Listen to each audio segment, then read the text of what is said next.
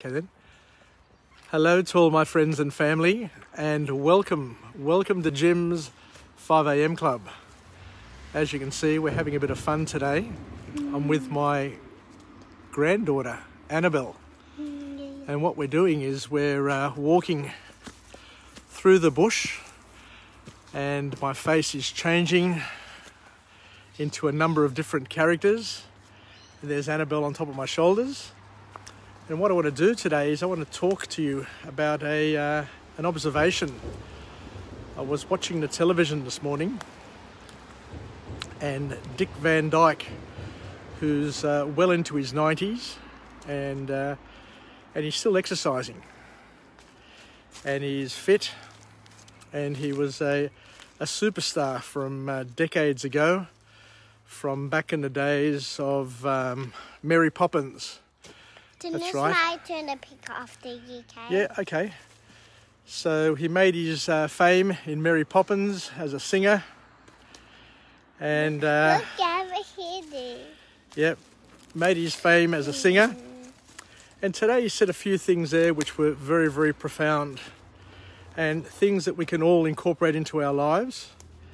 Because what he did was he talked about the importance of exercising, and how that exercising at different times of our lives has a different benefit, just like the different hats and the different outfits that this Facebook Live is able to generate for me. Look, you've missed that. Yeah. Now go ahead. Dick Van Dyke was also able to talk along a similar sort of vein, to say that exercise is important, but at different stages of your life, it has a different level of importance, which I hadn't quite considered, hadn't quite thought about. But it takes somebody in their 90s to be able to make some sense, because he's seen the full spectrum of his life. He's been active all along, and his mantra is to stay active, stay moving, keep on moving, as my friend Johnny D always says. So, in a nutshell, Dick Van Dyke's philosophy on life, very, very powerful philosophy at that, is that in our 30s, when you're young, you exercise to look good. We exercise to be trim, taunt, and terrific. We exercise to attract our partners, our lovers, and to be attractive, I guess, not only from a sexual perspective, but also a perspective of career and friendship, to be a magnet of other people, to be drawn towards your physical attributes, strengths, and abilities. So Dick Van Dyke said that in his 20s and 30s, he exercised to look good, to stand out, and to make a difference. But as life moved on, he said that when he was in his 40s, for example, exercise took on a different role, whereas exercise was more about staying fit and maintaining your fitness and strength to be able to continue to work hard, to be a good parent, to make the most of all the demands that we have in life. So we've gone from exercising to look good to a more functional style of exercise, where we're exercising. My turn. Yep. It isn't my turn up there. Yeah, keep on watching. Look at all the different hats. So we've gone from exercising in order to look good to exercising to be fit, to be able to generate as much value and be as productive as we possibly can. And then, interestingly enough, you know, that level of exercise in terms of staying fit, staying productive, and being able to match it with younger people in your life and keeping up with your kids. You keep on doing that for about 20 years, from your 40s to your 60s. But he also says that you continue to exercise in order to manage and maintain your health, to manage your flexibility. Yes, darling, what is it? My tummy grumbled. Yeah, I heard it. Yeah, there's a runner coming through here, so what I'll do is I'll pull to the side so we can get through. So we exercise, as we said, in order to g'day mate, how you going? We exercise in order to look good, then we exercise in order to stay fit, and then you get to a stage in life where you need to exercise to manage and stay flexible. Because with years, what happens is we start to tighten up. The muscles start to tighten up and we become less flexible. So once again, we need to exercise to maintain our health and our flexibility. But then he said that as you get older, you still need to exercise. You still need to maintain your exercise habits, because he says that when you're in your 70s, you need to keep on moving so that you can keep on moving. So to be able to maintain your activity level and not to fall by the wayside, be bedridden, and to become incompetent or unable to participate in life. But he said that when you get into your I guess he said 70s, you keep on exercising in order for you to be able to continue to walk and to do all that sort of stuff.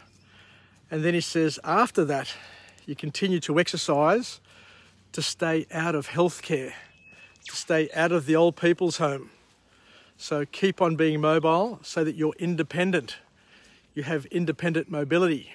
You don't need other people around you to help you to move, to go to the toilet, and all of that sort of stuff. And then he finishes off by saying something which was an absolute crack-up.